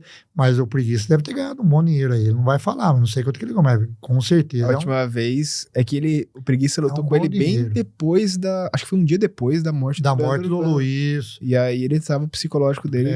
Agora ele se treinou tudo e vai ter outra luta com eles. Então eu vejo muita gente que mora no Brasil de competição, que está vivendo do jiu-jitsu, inclusive não só homem, meninas também. A gente vê, tem vários meninos de São Paulo aí que competição ali é 15 mil reais, outro vai lutar lá mais 5, vai lutar aqui mais 20, aí tem seminário, tudo, então consegue viver do jiu-jitsu. E aquela como é que fala? Teve uma briga aí na internet do Ebert com o Cavaca, né? Porque o Ebert soltou, acho que foi no ano passado, soltou uma declaração reclamando da premiação em dinheiro da IBJJF, né? Falando que era muito pouco, porque $5 mil parece que ganhou no adulto. Né? Isso. E aí deu maior quiprocó, o Cavaca falou que não e tal. O que você acha disso daí? A IBJJF, realmente, a premiação da IBJJF é uma premiação baixa, vamos falar assim. Mas a IBJJF, ele é a vitrine do jiu-jitsu. É a vitrine. Sempre foi, né? Então, todo cara que quer aparecer dentro do jiu-jitsu, ele tem que ganhar a convenção da IBJJF. Então, a partir dessa exposição que ele tem dentro da confederação, é que ele vai alçar maior, que o cara vai chamar ele para uma luta casada, o cara vai chamar ele para um evento, o cara ele vai ser reconhecido no mundo inteiro. Você pega um campeão mundial da IBJJS, qualquer lugar do mundo que você for, os caras que estão lá vai saber quem que é o cara. Os caras sabem quem que é o campeão, o Herbert mesmo. Essa exposição que ele tem é por causa da IBJJF, que ele, do Mundial, que ele ganhou lá muitos anos atrás, e ele tá surfando nessa onda até hoje. Mas uma hora vai acabar, né? Sim. Uma hora ele parou de lutar, ele tá vivendo do passado aí. Não tá lutando mais, tá chegando um monte de cara novo, bom aí.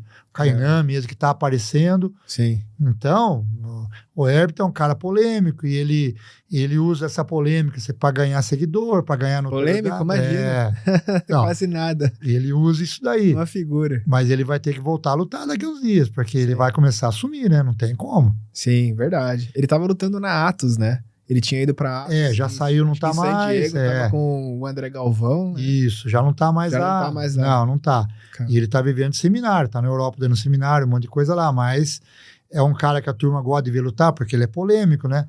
Mas isso aí vai cair no esquecimento, ele vai ter que treinar, e não sei nem se ele tá treinando, que eu não acompanhei ele esses tempos pra cá agora. Eu também não tô. Então, mas ele usa isso, mas que a IBJJ, a premiação é baixa? Só que ali é um trampolim. Se você chegar a ser campeão mundial na faixa na preta, no adulto, em qualquer categoria ali, você vai levar seu nome a nível mundial. Você vai ser conhecido nas várias partes do mundo. Sim. Você pega o Mika Galvão aí, que é um preta razoavelmente novo, o que ele ganhou, e ele já está conhecido no mundo inteiro. Isso é uma questão que eu fico me colocando, né? Porque assim, hoje como você disse, né, muita gente, muitos brasileiros estão indo para o exterior, tanto para os Estados Unidos quanto para Europa, Japão, né? Então, pessoal, Emirados Árabes. Então, o pessoal tá indo embora. Será que daqui a algum tempo, nessas competições a nível mundial, que, aliás, não acontecem no Brasil, né? O Mundial acontece nos Estados Unidos. Será que daqui a algum tempo os americanos não vão passar a gente em questão de número de títulos? É uma questão de se pensar, né? Porque os melhores, hoje, o pessoal estão ensinando os americanos a lutar. Então. Aliás, eu já ouvi um termo que eu achei engraçado, American Jiu-Jitsu. Falei, mas que caceta é essa, American Jiu-Jitsu? Tá doido? Isso é uma invenção da Afrograpping que eles fizeram, que eles compraram o jiu-jitsu ali, eles têm direito de transmissão das grandes competições, inclusive o Gordon fechou com eles esse contrato aí. Então, mas América Jiu-Jitsu não existe, né? Não, é brasileiro, de Deus, não tem que falar. Mas é que os caras, o que eles fizeram? Eles falam esse América Jiu-Jitsu, eles falam, mas não é de kimono, é sem kimono, né? Ah, tá. Sem kimono, porque com kimono não tem como. Kimono vai demorar muito tempo para superar os brasileiros ainda. É que nem futebol, aqui é muita gente praticando no Brasil, né? E eu acho que aqui no Brasil, a gente tem aquele lance que a gente é um pouco mais resiliente, no sentido de que, tomei um armlock, machuquei, tudo bem, vai, amanhã eu saro e eu volto. Eu apaguei um dia na academia, não, beleza, tá valendo, amanhã eu melhoro e amanhã eu volto. O americano é meio diferente, né?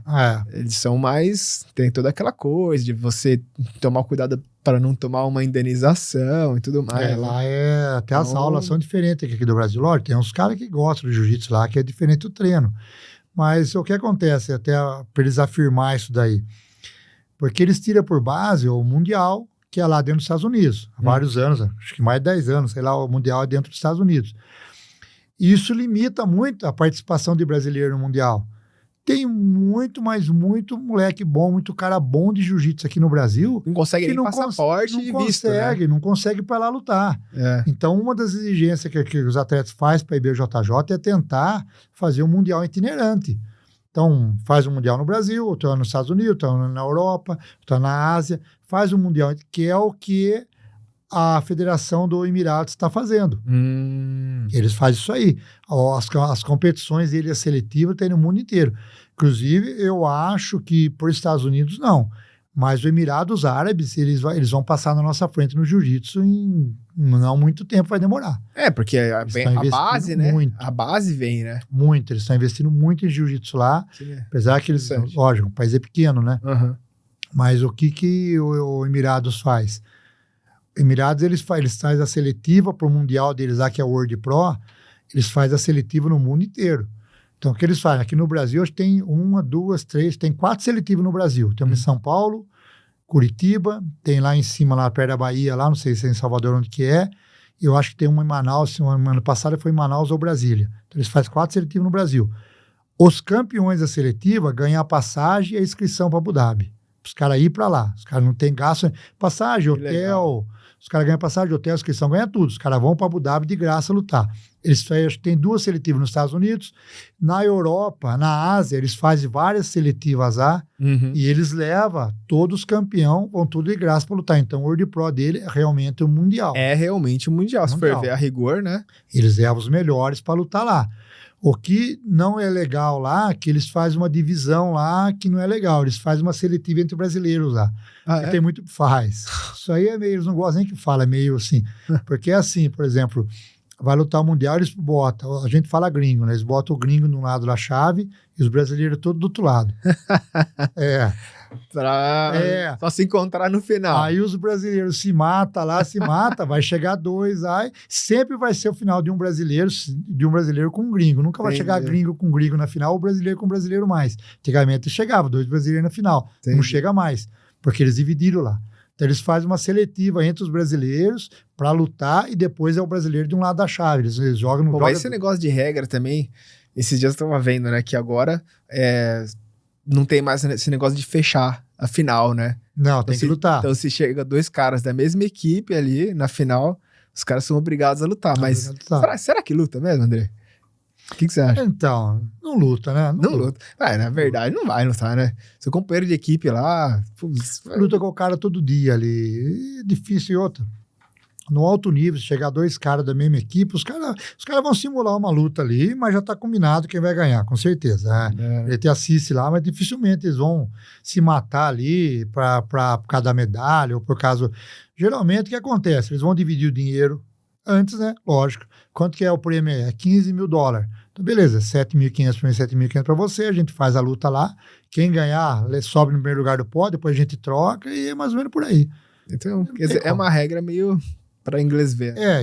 E por isso que lá em Abu Dhabi, no World Pro, eles estão fazendo isso também, para tentar não chegar os 2 caras do mesmo país junto lá, para ter realmente a última luta, a final, né? Ah, entendi. E o campeonato europeu, assim, como é que foi a sua preparação aí para esse último campeonato, que você foi campeão no peso e no absoluto? Peso absoluto, Então, eu faço a minha preparação na academia com meus alunos mesmo. Aliás, deixa eu só mostrar pra galera aqui as medalhinhas. Olha, só pra galera ver aqui. Sensacional. Legal até de pegar na mão. Pesada, viu, galera? Eu achei que o negócio era mais levinho. Pesado pra caramba. Show de bola demais. A medalha é bonita. A medalha deles linda. É caprichada. Linda mesmo. Mas fala, como é que foi a sua Então, para esse europeu, eu, como sempre, eu me preparo na academia com meus alunos mesmo, mas eu sou um cara tarimbado em competição, porque eu participo de muita competição em alto nível, muita competição, então eu já tenho o meu jeito de treinar, eu já consigo treinar bem, então eu consigo fazer meu camp, que os caras falam, dentro da academia com meus próprios alunos, eu faço lá, me coloco em situação ruim para mim, situação difícil, e eu fico lá, apanho pra caramba, apanho muito no meu treinamento. Apanho muito mesmo. Essa parte eu não acredito. Sai de lá. Não acredita? Você que pensa. Os caras me amassam lá. É o troféu. Mas os caras falam assim, não, filha da mãe, ele deixa amassar até onde ele quer. A hora que ele não quer mais deixar, ele não deixa mais. Mas faz parte, que eu preciso ganhar preparação física, preciso ganhar rendimento, preciso ganhar tudo isso. Então, se eu não soltar o jogo... Lá no Crespim tem o Muni, né? Faixa preta. Conheço o Muni. Figuraço, né? Aí ele fala assim que ele é campeão dos campeões, porque veio o Leozinho Vieira lá, do seminário, e ele raspou o Leozinho Vieira e ganhou a luta, né? Ganhou a luta. Ele falou assim, pô, o Leozinho Vieira foi campeão mundial, não foi? Eu ganhei do Leozinho Vieira, logo eu sou campeão dos campeões, né? As ideias. Então, porque mas os caras falam bem também. Eu chego com a medalha e falo assim, pô, eu vou ser campeão europeu, agora vou ganhar do campeão europeu. Pra encher o saco lá. Mas a gente sabe que, como é que fala? Jogo é jogo, luta é luta, né? Sim. É diferente. Treino é treino, jogo é jogo. É diferente. Eu luto na academia, então a gente luta não procurando ganhar, mas procurando evoluir. Então é diferente você lutar para ganhar e você lutar para evoluir. Sim. Na academia, o meu objetivo é evoluir. Então não é ganhar a luta. Então eu posso até perder a luta, tomar uma finalização, mas meu objetivo ali não é ganhar aquela luta. É engraçado, né? Existe o leão do tatame, né? O cara chega no treino, mano, você não consegue fazer nada no cara. O cara é o bichão. Aí chega no campeonato, ele vira gatinho, né? Muitos, né? Tem um monte, assim. Tem muito. A gente vai em banheiro, no campeonato de jiu-jitsu, se você quiser usar o banheiro, você tem que usar o banheiro bem cedinho, porque você não consegue usar mais. Porque o banheiro de campeonato de jiu-jitsu é Deus. Que nego começa a revirar a barriga do cara lá, pelo amor de Deus. E até eu falo que eu fiz o Mundial do ano passado, eu ganhei peso absoluto. Eu ganhei do Zé Mário no peso. Zé Mário Sperry. Zé Mário Sperry no peso. Esse cara é uma lenda. E ganhei do Megaton no absoluto. Esse é outro também. É outro.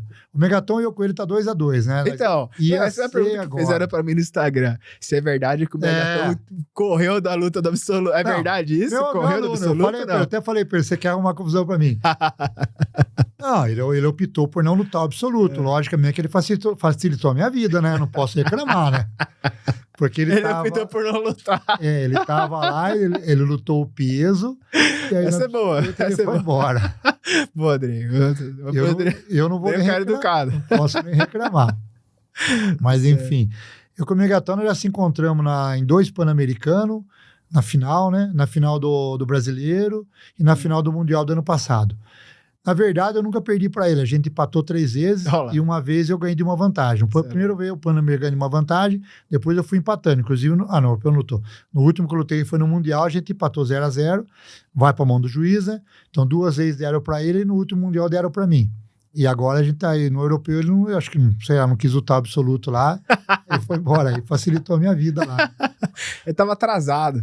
Ele tava atrasado pra pegar o voo. Não posso falar nada, porque no brasileiro é capaz dele vir pro brasileiro aí. A gente gosta de ver a treta. A verdade é essa. Correndo de vocês, Tô correndo de vocês. Eu, hein? E aí eu falando de treinamento na academia, que eu até comentei isso aí. Lutei com o Zé Mário, eu quase passei a guarda dele, que ele chamou, eu quase passei a guarda e coloquei o joelho na barriga, e ele conseguiu inverter a luta. Aí ficou 2 vantagens para mim, eu tava ganhando ele de 2 vantagens. Quando inverteu a luta, faltava acho que 3 minutos para acabar, um pouquinho menos de 3 minutos para acabar a luta. E ele tava na meia guarda, eu por baixo, ele na meia guarda por cima. Ele ficou quase 3 minutos bombando a minha guarda, mas bombando de verdade. Se você pegar o vídeo, você vai ver lá. Ele me amassou, e eu não conseguia raspar ele vinha para um lado, eu entrava na meia profunda, ele caía para o outro lado, eu entrava na outra meia, ele vinha para cá, eu dava a lapela por baixo, travava ele aqui, tentando encaixar alguma coisa, não conseguia, e no fim ele terminou a luta dentro da minha meia guarda, ele não conseguiu passar, perdeu, lógico. Sim. Levantou, que deve ter levantado puta da vida, porque puta que filha da mãe, cara. Deu aquele abraço assim de valeu. Conseguiu me segurar na minha guarda. Por dentro. Mas isso aí é treino, porque eu faço isso na academia, eu coloco os caras na minha meia guarda, e às vezes o objetivo meu não é nem raspar o cara, mas não deixar ele passar a minha guarda. Então o cara entra para um lado, eu consigo me defender para lá, eu dou a lapela para cá, eu seguro lá, e no fim, no europeu, no Mundial, eu usei isso. Sim. Eu até brinquei com o Jeffão lá. Com o Jeffão, vocês conhecem o Jeff lá? Pessoalmente não. Forte pra caramba. E ele, puta, é passador de guarda. E ele vem na minha meia guarda e fala assim, eu passo a minha guarda, o Zé Mário não passou. Não passa. Falei, meu objetivo é esse mesmo. Ele não pode passar você, eu não ligo. Mas ele me amassa lá que, nossa, eu seguro ele lá, ele briga comigo, ele quebra o joelho pra um lado pro outro, eu vou segurando ele. Mas o objetivo meu não é ganhar dele, ou raspar ele, ou perder. Pra mim, o objetivo é o treino, né? Sim. E foi de bom uso no europeu, no mundial eu consegui fazer isso. Que legal. E fui campeão peso absoluto. Que legal. E esse lance de comunidade do jiu-jitsu, Adriano, você acha que hoje o pessoal superou um pouco aquela questão da creontagem, assim? O pessoal tá mais...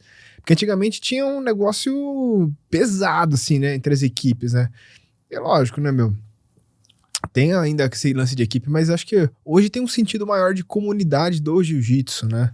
Coisa que antigamente... Você diz do lutador abandonar a equipe. Eu falo assim, do cara às vezes quer buscar um treino diferente em outro lugar, né? De ter essa alternância. A gente vê, tem bastante gente, né? Que acaba, às vezes, rodando, né? E por diversas questões, né? Às vezes até para buscar treino diferente, né? E eu percebo que assim, mudou um pouco do que era antes, né? Antigamente você não ia na academia do outro treinar, né? Aqui em Limeira não fala, mas assim, em Campinas, de onde eu vim, nossa senhora, não dava não. Dava briga, meu. Então mudou em partes, né? Mudou também muito, assim, não, porque ainda tem só um pouco, mas o problema, o que mudou um pouco hoje em dia, que o jiu-jitsu se profissionalizou. Então tem muito cara hoje em dia que é profissional de jiu-jitsu. Sim. Então o cara procura hoje em dia o que é melhor para ele. Então vamos pôr assim, se eu tenho um cara aqui que é um bom lutador, que treina comigo aqui, o cara, vamos falar, a cidade fica pequena para ele tá treinando comigo ali, mas eu não tenho condição de fazer ele chegar e se manter num alto nível. E tem uma outra equipe que tem um patrocinador bom, que vai patrocinar ele, que tem esse poder de fazer isso. Então, o cara vai migrar para outra equipe. Sim. Isso aí, mas não por causa de equipe, por causa de profissionalismo mesmo. O cara é profissional. Ele tem que buscar treino, né? A gente vê isso. Agora tem os caras que também muda de equipe porque, não acho que não tá legal. Isso aí eu sou contra isso aí. Eu acho o seguinte, porque às vezes tem cara que fica na equipe com o professor lá, o professor ajuda muito o cara, ajuda bastante ele, e o cara, às vezes, esse é o creonte, né? Que a gente fala, o cara é ingrato. Então o professor, às vezes, o cara não cobra mensalidade do cara. Foi uma expressão que acho que o Carson Gracie o Carson Gracie. O professor não cobra mensalidade do cara, o professor deixa o cara treinar lá, dá um apoio pro cara, paga a competição pro cara, enquanto o cara tá crescendo ali. Aí o cara chega a faixa preta, o cara chega um cara bom de faixa preta. Aí ele vê uma outra equipe, o cara vai pra outra equipe. E abandona o professor, muitos caras fazem isso. Então, isso aí que eu chamo de creonte. Mas se o cara sair de uma equipe por ser profissional, aí é diferente. Entendi. Então, o cara tem que procurar o que é melhor para ele. É questão de lealdade, né? Se mantendo a lealdade, não sei. Às vezes o cara até sai da equipe, mas ele continua leal ao professor. Não tem nada a ver uma coisa com a outra aí, né? Sim. O que não dá é o cara fazer isso. O cara sair por promessa, às vezes. O cara não tem nada de concreto e abandona o professor dele, sai brigado com o professor. Às vezes isso aí que é difícil. Mas isso aí é coisa que não vai ter sempre, não tem como. Sim. A gente fala que sempre, às vezes, a grama do vizinho é mais verde, né? Uhum. E o cara tá ali, o cara forma ele ali, tudo que ele sabe, ele aprendeu com o cara. Às vezes ele muda de equipe. Inclusive, eu também mudei de equipe, né? Que hoje em dia eu sou Jeff Team, eu era Tosi. Mas o Tosi é um puta de um cara bom, puta de um profissional. É meu professor ainda. Eu estou na Jeff Team hoje por outro tipo de circunstância, né? Que eu continua amigo, tá? né? Não tenho, né, encontro com o Tosi em competição, converso com ele normalmente. E eu, quando fui para o Emirados, me afastei da equipe, teve um monte de pormenores ali. Sim. Mas nada que diferente de um cara que às vezes sai daqui por nada, né? Que eu vejo acontecer isso aí hoje em dia aí. Então aí é a verdadeira creonte, mas fazer o quê? Isso aí é coisa que acontece. Lealdade e deslealdade tem em qualquer profissão. Hoje em dia a gente tem que considerar, os professores da antiga tem muito disso aí, daquele negócio de família, tá? Não sei, a gente, dentro da Jeff Team hoje, eu estou muito feliz. A Jeff Team realmente é uma família, porque já me ajudou muito em muitas ocasiões, inclusive no europeu, pro mundial, já me ajudou muito. Sim. Mas enfim, hoje em dia o jiu-jitsu se tornou a gente tem que ser profissional. Então vou falar, a gente tem que considerar hoje em dia, eu até falo em palestra, já falei para muitos alunos, muito faixa preta. Hoje em dia o cara não é seu aluno, o cara é seu cliente.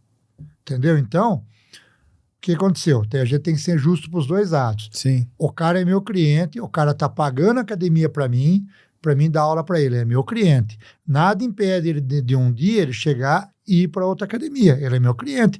Se ele acha que nessa loja que não tá muito bom, ele quer comprar na outra loja lá, vamos falar assim, nada impede. Então, hoje em dia, o jiu-jitsu está evoluído para essa parte de cliente. Então, meus alunos, o que eu acho errado é que, às vezes, o professor é um pai do aluno. Sim. Não cobra a academia dele, dá kimono para ele, paga a competição para ele, faz tudo pro aluno. Patrocina o cara. Patrocina o cara e o cara cresce junto com o professor ali, aí chega lá na frente, o cara vira a costa pro professor e vai embora. Aí é difícil, aí o cara é creonte. Sim. Mas desde que o cara, se ele tá pagando academia para mim, ele paga tudo meio certinho, ele vai competição, ele paga exame de faixa, ele paga tudo, ele é meu cliente. Sim. Se chegar lá na frente, Adriano, eu não quero mais treinar com você, eu vou treinar, nossa amizade vai ser a mesma, eu não posso reclamar, porque... Concordo 100%. Entendeu? Concordo 100%. Então, o jiu-jitsu... É que antigamente, nem essa circunstância não existia. Cara, eu lembro, antigamente era como eu falei, comecei a treinar na Gracie Barra, né? Nossa, era assim, os caras se encontravam com o pessoal do Tosi em qualquer lugar, nossa, fechava o tempo. Porque o Tosi era Gracie Barra também, ele saiu e montou a equipe dele, né? Entendeu? Foi pra Godoy. Mas era uma coisa de louco, né? Não, mas nesse sentido evoluiu, vamos falar assim. Né? Evoluiu. A crontagem, hoje é mais deslealdade, não é uma coisa cega, né? Fora isso, a academia é considerada um prestador de serviço, vamos falar assim. O Cavaca fala bastante. É um prestador de serviço. E é verdade. É verdade. Agora, esse lance de tempo na faixa, né? O pessoal... Bom, eu sei que a IBJJF exige 2 anos em cada faixa, isso, né? Mas a gente tem exemplos aí, né? O seu mesmo, vamos dizer assim, né? Do Mica Galvão também. Pô, a pessoa chega na faixa muito mais rápido. Você acha que é justo manter essa exigência? Tem algum sentido isso? Eu acho o seguinte, depende objetivo do cara. Por exemplo, você falou do Mica. O Mica, ele é um moleque competidor. Então, é diferente o cara ser competidor e ser professor. Uhum. Então, se o cara é competidor, eu não sei se o Mica é um bom professor, se ele sabe dar aula. Não sei. Quem dá aula é o pai dele, não sei se ele dá aula. Porque o que acontece? Eu acho o seguinte, quando o cara passa muito rápido por faixas, ele deixa de ter um bom conteúdo e ele deixa de aproveitar o que o jiu-jitsu pode fazer para melhorar a vida dele. Então, esse tempo de faixa é um tempo de amadurecimento da pessoa, não só como lutador, mas como pessoa dentro do jiu-jitsu. Eu concordo com essa visão. Eu seguro o cara na academia lá, normalmente eu seguro até mais do que IBJJ. Eu não dou faixa fácil, eu seguro lá. Agora, se o cara é um cara competidor, o cara ganha todas as competições, o cara vai ganhar brasileiro, o cara ganha mundial, o cara ganha não sei o que lá. Então não tem por que eu segurar o cara na faixa, porque eu tô segurando um cara que pode despontar e de ser o melhor, de ganhar dinheiro com o jiu-jitsu, eu tô segurando o cara. Aí não dá para segurar, mas o cara é competidor, não é professor. É Sim. diferente. Então, se o cara lá na frente ele tem a intenção de ser um faixa preta e dar aulas, ele tem que ter uma formação como se fosse uma faculdade. Sim. Então, não dá para ele pular de uma faixa para outra rapidinho. Eu sempre falo isso para os caras, meus alunos lá. Falo, ó, a faixa tem que estar apertada na sua cintura. Não adianta você não estar bem na sua faixa, você ser um faixa azul razoável e eu te dar a roxa. Você vai ser um roxa ruim. Aí você vai pegar a marrom, você vai ser um marrom pior ainda. Quando você pegar a preta, você para de treinar. E para. A gente vê muito faixa preta aí que não dá aula e não treina mais. Muito. Por quê? Ele não dá aula porque ele não tem condição de dar aula, porque ele não tem um gabarito técnico para dar aula, porque ele não ficou o tempo certo nas faixas e não aprendeu para dar aula. Ele não consegue dar aula. E ele não é um cara competidor também por causa disso, porque ele não é um cara que já nasceu pro jiu-jitsu, ele vai ter que treinar para ficar bom, se treinar ele vai conseguir, mas ele passou rápido nas faixas. Chegou na preta, não dá mais para voltar. Você não consegue mais voltar. O tempo de faixa azul é o tempo de faixa azul, faixa roxa é roxa, é marrom. Quando você chegar na preta, se você não estiver preparado, você não consegue voltar mais. Não, e daí você já perdeu, já passou. A molecada vai lutar com você na academia. Ele não olha pra sua faixa e fala assim, não, você é faixa preta, eu vou de boa. Pelo contrário. Eu vou matar esse cara. Então, o que acontece? O nego para de treinar, porque começa a tomar pau de faixa azul, faixa roxa. É o que eu ia falar agora, porque o cara chega na preta, ele começa a treinar. Aí ele vai na academia, ele pega um faixa azul que tá 3 anos na azul, ele pega um roxo que tem 3 anos de roxa, o cara é bom. Aí o cara vai lá, passa o carro nele, passa a guarda, finaliza. Aí ele vai, aí tudo bem. Aí ele pega um outro cara, o cara é a mesma coisa. Aí ele vai embora. Aí ele volta no outro dia, os caras começam a pegar ele de novo. E ele de preta. Não dá tempo dele treinar mais. Não dá mais tempo. O que o cara vai acontecer com o cara? Vai parar de treinar. Tem razão. Vai parar. Então, por isso que é importante, às vezes o cara tem cara, pô, professor, você precisa me graduar, você não deu faixa, não sei o que lá. Mas eu sei que se eu der a faixa pro cara, eu tô prejudicando ele. Às vezes o cara não entende isso, às vezes o cara acha que ele tá bem, mas eu tô segurando, tô prejudicando ele, porque quando ele chegar lá na frente, lá na preta, ele vai parar de treinar. Ele não vai conseguir dar aula, não vai conseguir, vai acabar parando o treino. E eu acho engraçado, tem as duas situações. Tem o cara que quer a faixa, fica injuriado porque o professor não deu a faixa. E tem o cara que não quer. E tem o cara que não quer a faixa. Eu também acho errado isso daí. Porque, pô, se o seu professor tá te dando a faixa, é porque você tem condição, né? Tem o cara também que fala, pô, não tô bom pra faixa ainda e tal. Não, pode pegar que Bom, o professor sabe avaliar isso, né? O cara que não consegue... Desculpa. O professor avalia o cara, ele sabe, se ele tá dando a faixa porque ele sabe. Agora, o que é duro é o contrário, né? O cara não tá tão bem ainda e quer mudar de faixa. Ego, né? O cara não tem ego. Com certeza. Então tá certo, Adrien. Acho que a gente vai ter que ficar por aqui por conta do horário. Daqui a pouco... Só falar rapidinho das crianças. Isso que eu ia falar, se você gostaria de deixar um recado. Nem falei das crianças. Tudo. O que é o jiu-jitsu hoje em dia, que é um ponto que é importante para a criançada hoje em dia, que eu acho que não é só o jiu-jitsu, outras marciais também ajudam nisso aí. Hoje em dia, a criançada, a gente sempre quer dar para os filhos o que a gente não teve. Sim. Então, num tempo atrás, eu fui criado de um jeito, criei minhas filhas de um jeito, e minhas filhas estão criando meu neto de outro jeito. Então, hoje em dia, como as dificuldades que a gente teve, a gente não quer que o filho da gente passe. Exato. Então, isso faz a gente estragar a criança. Os filhos da gente têm as coisas muito fáceis hoje em dia. Brinquedo, não sei o que lá, tudo é mais fácil hoje em dia. E o que acontece na arte marcial? Para uma criança ganhar uma medalha dessa aqui, ó, o pai não compra. Isso aqui é uma coisa que o pai não compra. O pai não consegue comprar uma medalha dessa. Exatamente. Então, se a criança... ele quer subir no pódio, lá, ele quer ganhar uma medalha lá, ele vai ter que treinar. Ele tem que treinar, a criança tem que se dedicar. Então, isso aí desperta na criança um senso de, pô, se eu não fazer para mim, meu pai não vai fazer mais. Eu tenho que, isso aí leva para a vida. Porque a criançada hoje em dia, as coisas é meio fácil. Meio? É. Absolutamente tudo. Então, e às vezes ele chega na fase adulta dele sem passar por um certo tipo de dificuldade que obriga ele a se virar. Não, o último podcast a gente estava comentando sobre isso, né? Até hoje o álbum de figurinhas, se você terminou a Copa, não tenho tantas figurinhas, você liga na editora, a editora manda o resto pra você completar o álbum. Pô, antigamente não tinha isso, não. O álbum ia ficar sem, cara. Você não conseguiu, já era, entendeu? Hoje então, nem isso ela se frustra. Né? E no jiu-jitsu, vamos falar que ela ainda foi do jiu-jitsu, o que acontece? Eu levo o moleque na competição hoje lá, ele perde. Aí ele vê os amiguinhos dele, os outros subindo no pódio lá, ele vê o moleque ganhando uma medalha, tirando foto com a medalha. Aí ele não tem como chegar no pai dele e falar, pai, eu quero uma medalha daquela lá. Ele sabe já que ele vai ter que ir no tatame lá, ele vai ter que treinar, ele vai ter que melhorar em todos os aspectos para chegar lá e ganhar aquela medalha. Então isso aí ele acaba levando para a vida. Então é um paralelo aí que o jiu-jitsu fornece para as crianças naturalmente. O moleque quer subir no pódio, ele quer ganhar. Então, e campeonato de criança ele entrega. A criançada gosta de competir, eles gostam daquele adrenalina da competição. E é uma coisa legal. Fora o resto, né?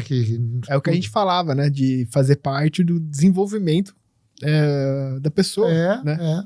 Eu aprendi muita coisa. Eu sou muito agradecido a você e a todos os professores que acabaram passando aí na minha vida. Né? Eu cresci muito mesmo. Então, é isso aí. É isso aí. Ó, falando pra caramba. Pelo amor de Deus. É a mulher que fala, eu começo a falar, não paro mais. Mas isso aqui é bom, tem que falar. Podcast é pra isso aí. Andrei, muito obrigado por você ter vindo aqui. Obrigado pela oportunidade, eu que agradeço. Né? Fiquei super feliz aí, tamo junto, valeu mesmo, obrigado, de verdade. Viu? Obrigado. Tem que apertar de... gente, só mostra a outra mão. Dá uma olhada no tamanho da mão desse cara. Olha isso. Imagina lutar ele, imagina a pegada desse cara. Mas tá bom. Muito obrigado de novo. Eu que agradeço. Gente, obrigado aí por vocês terem nos assistido até o momento. Não se esqueçam de se inscrever no canal, né? De ativar as notificações. Juninho, valeu. Tamo junto, coraçãozinho. E é isso aí, galera. A gente se vê na próxima. Grande abraço. Até mais.